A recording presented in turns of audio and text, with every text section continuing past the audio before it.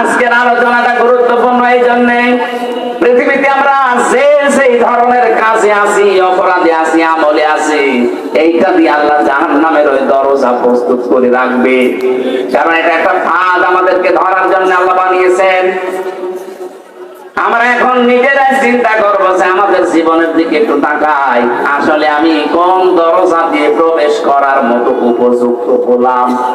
যদি হয়ে থাকে তাহলে এই মুহূর্তে রাস্তা বাদ দিয়ে জান্নাতের 100টা স্তর আছে, যে কোনো একটা রাস্তায় আমি দৌড়াবো। কথা বলেন না কেন? আশা করছি আপনি বুঝবেন যদি স্থির থাকেন। আল্লাহ বলেন অবশ্যই জাহান্নাম কানাত মিরসাদা, এটা একটা ফাঁদ, এটা আমি বানিয়েছি। কেন এ ফাঁদ বানালাম? কাদের জন্য?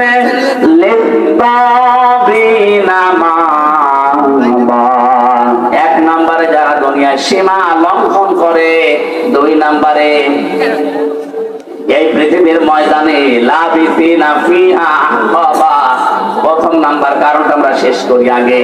সীমা লঙ্ঘন দুনিয়া যারা করবে তাদের স্থায়ী এবং কোনদিন তারা এখান থেকে আর বের হবে না, এইটাই তাদের জায়গা। তাহলে প্রথম নম্বরে জাহান্নামে, এই যে একটা নাম, এটা যে দরজাগুলোর নাম বলছি, জাহান্নাম একটা, লাজা একটা, হতমা একটা, হাবিয়া একটা, সাহির একটা, সাকার একটা, এরকম 7টা দরজা, মেন দরজা আছে, আর ছোটখাটো দরজা 100টার উপরে। এর প্রথমটায় ভয়ঙ্কর একটা নাম জাহান্নাম। নাম কি বলেন? বলেন।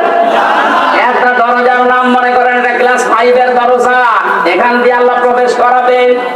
প্রথম নাম্বারে তাদেরকে প্রবেশ করাচ্ছে দুনিয়াতে যারা সীমা লঙ্ঘন করেছেন। সীমা লঙ্ঘন কি? সেই দুনিয়া তৈরির পর থেকে আল্লাহ এটা আমাদেরকে আগে জানিয়েছেন, আমাদের আদি পিতা আদমের মাধ্যমে।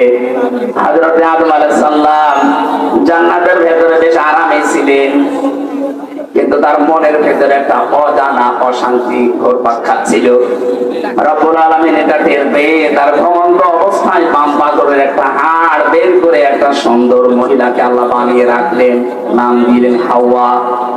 হযরতে হাওয়া এত সুন্দরী ছিল, যেহেতু আল্লাহ নিজে হাতে করে তাকে বানিয়েছেন।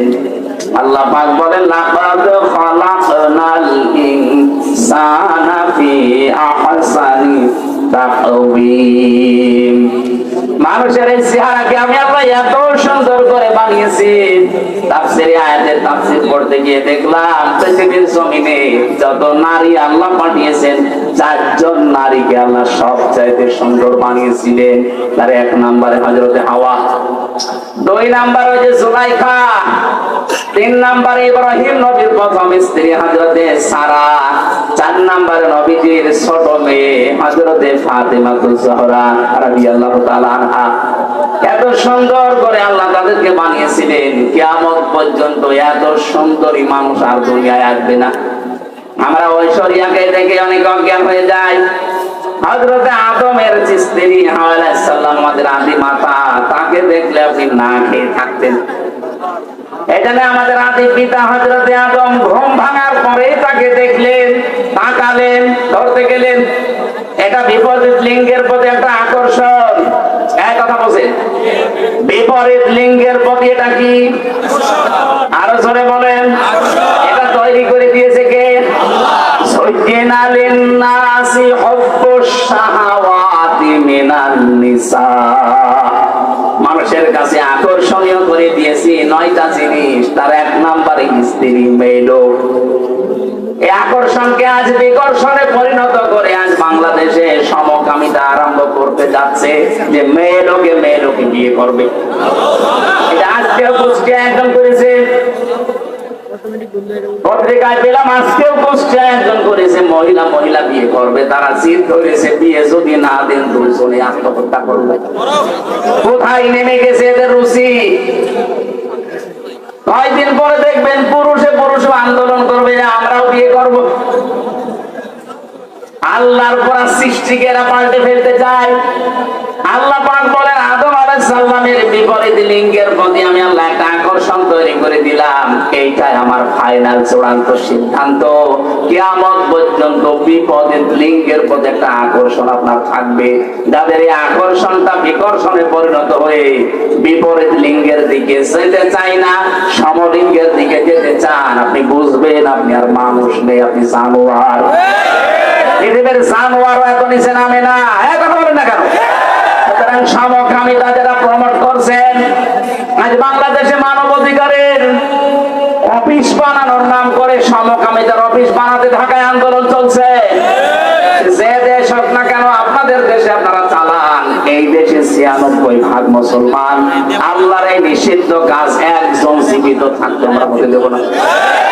কথা বলুন, নিষিদ্ধ কাজ জারি হয়ে গেলে আল্লাহর গজব পড়বে। লূত আলাইহিস সালামের জামানায় যেমন গজব দিয়ে আল্লাহ জর্দানে ওই সাগরকে ডেড সি বানিয়ে দিয়েছেন, মৃত সাগর। এই শুধু এই পুরুষে পুরুষে জেনা করার কারণে। ওইটা যদি বাংলাদেশে চালু হয়, এ দেশকে আল্লাহ এ শুধু কক্সবাজারের এই সমুদ্রের পানিকে শুধু ২০ হাত লম্বা করে বলবে চা একটু গরম দিয়াই, ওরা বাংলাদেশ পানির নিচে যেতে কয়েক মিনিটে। এরকম ডেড সি বানাতে আল্লাহর কি ১০ বছর লাগবে? বলেন। এটা না, আমরা সাবধান। অনেকে বলছে যেটা করছে করুক, আপনি বেঁচে থাকেন না, হবে না। ২ তলা নৌকা চলছে, উপর তলায় আমরা আছি বড় বড় হুজুর নিয়ে, নিচ তলায় আছে ইনারা। বারবার উপর তলায় পানি নিয়ে আসতে যায়। আমরা যদি বলি ঝামেলা করেন কেন, নিচে পানি নেই, ওরা বলে যে ঠিক আছে, তোমার উপরে আর ডিস্টার্বে আসবো না। নিচে তক্তাটা খুলে নিয়েছে, ওপরে আমরা যদি এই দৃশ্য দেখে বলি ঠিক আছে, যে যা করছে করুক, লা ইলাহা ইল্লাল্লাহ। ওরা যেমন নিজেরা ডুববে, আমাদেরকেও ডুবাবে। এখন এই পানি থেকে যদি বাঁচতে চান, এই কাজ যারা করছে, তখনকার তক্তা যারা খুলে ফেলছেন, অবশ্যই উপরে যারা আমরা আছি, লা ইলাহা ইল্লাল্লাহ এখন বাদ দিয়ে তাড়াতাড়ি করে ওদের নিষেধ করা লাগবে। যদি নিষেধ শুনতে না চায়, পিটানো লাগবে। পিটিয়েও কাজ না হলে বেঁধে রাখা লাগবে। বেঁধে রেখেও কাজ না হলে মেরে ফেলা লাগবে। কারণ আমাদের তো বাঁচা লাগবে নাকি? আপনি সমকামিতা আরম্ভ করে শুধু নিজেরা মরবেন না, আল্লাহ রাগ করে যদি গজব দেয় আমরাও মরবো। এই কারণে আমার বাঁচতে হবে আগে। আপনি এই কাজ করতে পারবেন না। এই জন্য তো বাংলাদেশে এত আন্দোলন হচ্ছে যে ফারুকীকে তাড়াতাড়ি সরান, সে সমকামিতা প্রমোট করে। আমরা ফারুকের বিরুদ্ধে না, কিন্তু তার এই নিকৃষ্ট কাজের বিরুদ্ধে। সে যে সিনেমাগুলো বানিয়েছে, ব্যাচেলর, ৬০% সিঙ্গুলার নাম্বার, একটাতেও মুসলমানের কোনো উপকার হয় দেখান। শুধু চরিত্র ধ্বংস করা আর পরকীয়া প্রেম কি করে করা যায় সেইটা শিখিয়েছে। এখন প্রশ্ন আসতে পারে, হুজুর আপনি কয়দিন দেখেছেন, আমার দেখা লাগে না। এগুলো স্ক্রিপ্ট দেখলে বোঝা যায় যে ভেতরে আছে কি। নিজের স্ত্রীকে দিয়ে যারা সমকামিতার এই প্রমোট করে, বিশেষ করে যে ব্যাচেলর, এই সিনেমাতে যে মানুষগুলো অভিনয় করেছে, তাকান, এই মানুষগুলো নিজের স্বামীকে বাদ দিয়ে কি করে পরকীয়া প্রেম করা লাগে এই শিক্ষা জাতিকে দিচ্ছে। এমনি জাতিকে ধরে রাখা সম্ভব হচ্ছে না। এমনি নাচনি পড়ি, তারপর যদি ঢোলের মাড়ি পায়, তো কাপড় খুলে নাচবে। কথা বলে না কেন?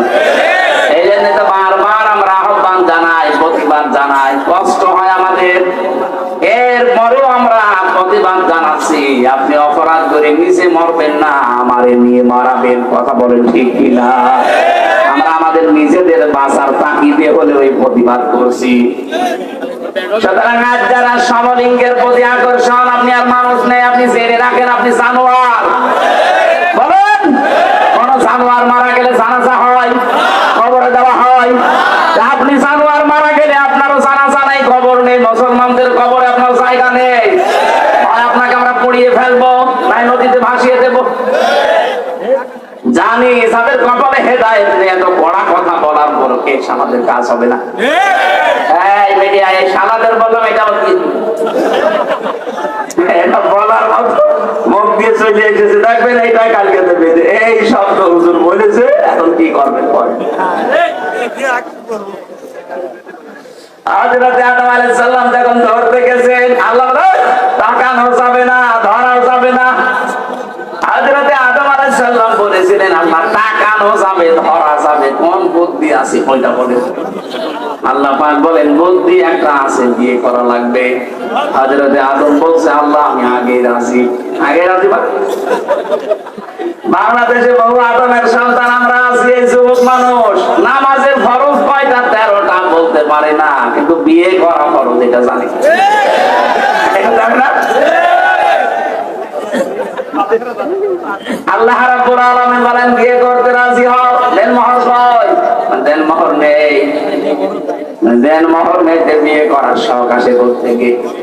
তার মানে আয়াত থেকে বোঝা যায় বিয়ে করার আগে আপনার দেন মোহর জোগাড় করা লাগবে। যদিও বাংলাদেশে এখন সিস্টেম নেই, বাকিতে লিখে রাখেন পরে সময় পেলে দেব, বাকিতে লিখে রাখেন পরে সময় পেলে দেব, পরে সময় পেলে বিয়ে করবেন। কথা বলে না কেন? এখানে হাজারো আল্লাহর ওলি বসে আছে, এখনো পর্যন্ত দেন মোহর দেয়নি। জনম বাকি, পুরা ফাঁকি। মাহফিলের সভাপতি ইঞ্জিনিয়ার সাহেব, কত আপনার দেন মোহর? কত? 1.5 লাখ। আপনি যে আমার বাবার বয়সী, এরপরও 1.5 লাখ, আর আমি আমার 50,000 না, 1.5 লাখ অনেক বেশি করে ফেলেছে, আর আমাদের দিয়েছে। ঠিক আছে, জমি জায়গা লিখে নিয়ে লিখেছে, অথচ এখানে দেন মোহর বাকি আছে। আমি চেহারা দেখলে টের পাচ্ছি। হাত তোলেন তো কাদের বাকি আছে দেখি, আরেকবার মুসলমানের দেখি দেন মোহর দিতে পারো না, কুমিল্লার বদনাম হয়ে যাবে না? কে আমার ছেলে মেয়ে দিয়ে দেবে? দেন মোহর বাকি আছে যাদের না, হাসি ঠাট্টার জন্য না, দেওয়া লাগবে। ওয়াতুহুন্না উজুরাহুন্না ফারিদা, এটা নামাজ পড়ার মতো খরচ। কি কথা বললেন না? আর একটা নিয়ম বাংলাদেশ থেকে দূর করা লাগবে। আজ যারা 150, 200, 250 বরযাত্রী নিয়ে মেয়ের বাড়িতে খেতে যান, এটা ছোট লোকি কারবার, জায়েজ নেই এটা। আপনি ওলিমা করবেন, নিজের বিয়ের ওলিমা নিজে করবেন, মেয়ের পক্ষের আরো 50, 100, 200 জন, আর আপনার নিজের আত্মীয় আরো 200, 500 লোক নিজের বাড়িতে খাওয়াবেন। কিসের বরযাত্রী যাচ্ছে? বাবার যেটা কুসন্তান, ওইটা বরযাত্রী যায়।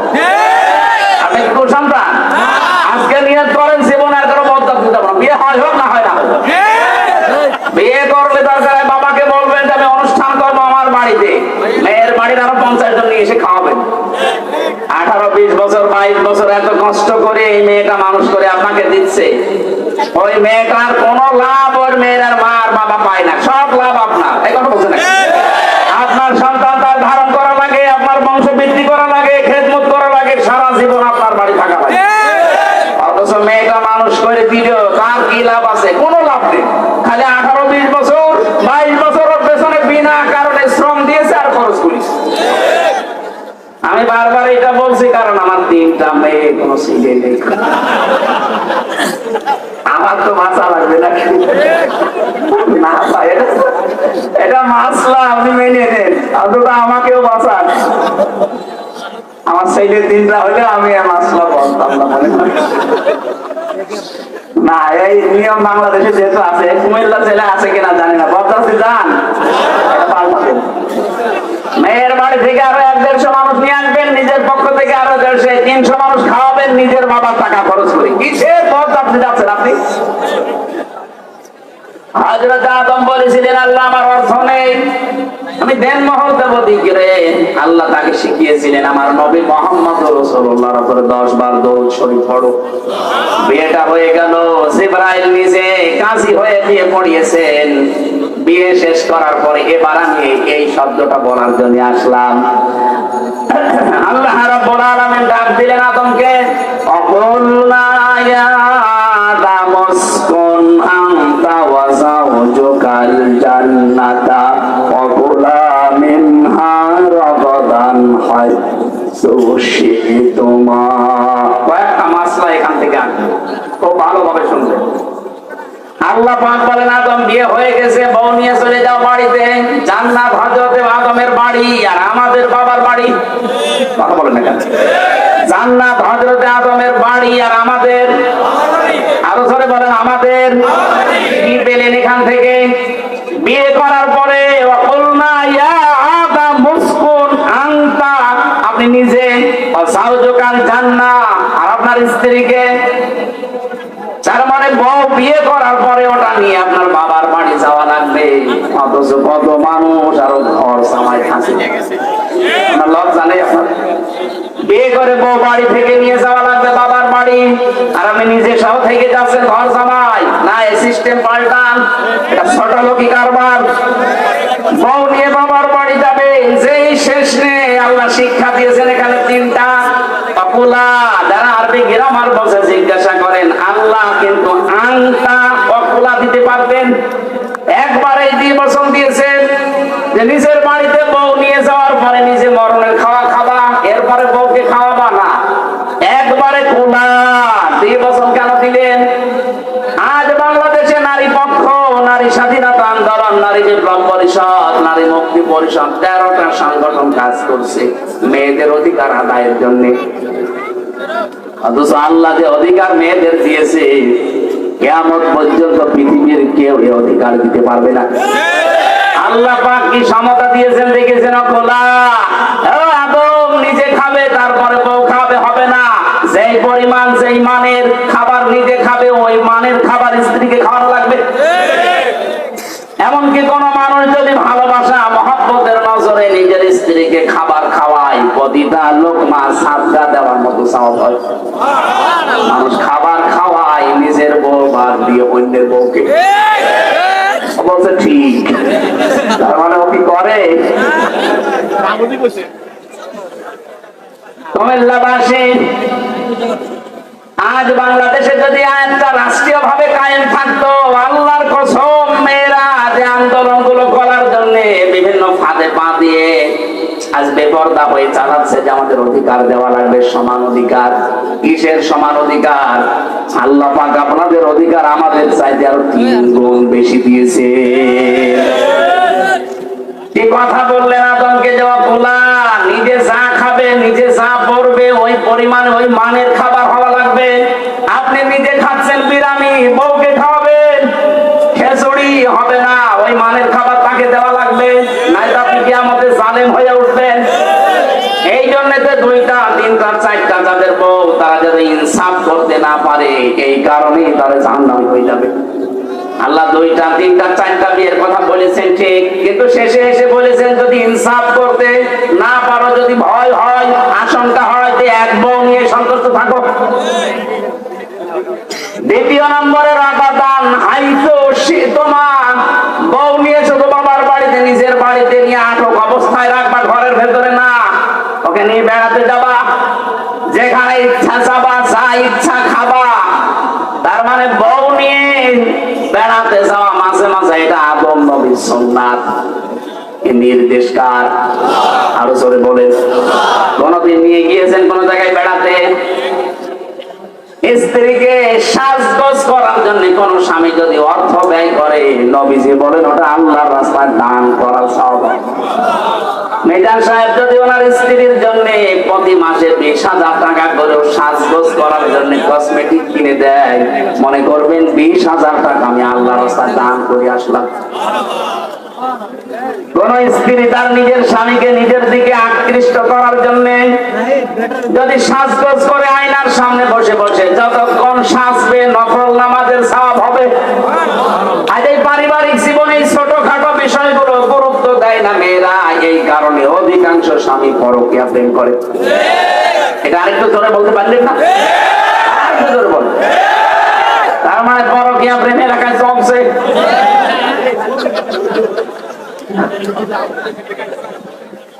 না, সম্মানিত মা বোন, আমি দেখলাম হাজারো মেয়েরা আপনার এই ছোটখাটো একটু ব্যবহারের কারণে হাজারো স্বামী আজ অন্য জায়গায় লাইন করতে বাধ্য হচ্ছে। নেককার মহিলার যে গুণাগুণ, তার প্রথম নাম্বারে গুণ হবে ইদা নাজারা ইলাইহা সাররাতুহু। স্বামী যখন আপনার দিকে তাকাবে, যেভাবেই হোক স্বামীকে আপনি আনন্দ দেবেন। সাজগোজ করে হোক, কথাবার্তা দিয়ে হোক, ব্যবহার আচার দিয়ে হোক, দরকার হয় কাঁদু কুকু দেবেন, অসুবিধা। তাকে আনন্দ দেওয়া লাগবে, সে যেন বাইরে থেকে এসে তার ক্লান্ত শরীর অর্ধেক অন্তত ভালো হয়ে যায়। হযরতে খাদিজাতুল কুবরার জন্য আল্লাহ জান্নাতে একটা আলাদা ঘর বানাবেন, যে ঘরের ভেতরে কোনো নয়েজ নেই, কোনো আওয়াজ নেই, কোলাহল মুক্ত। কেন?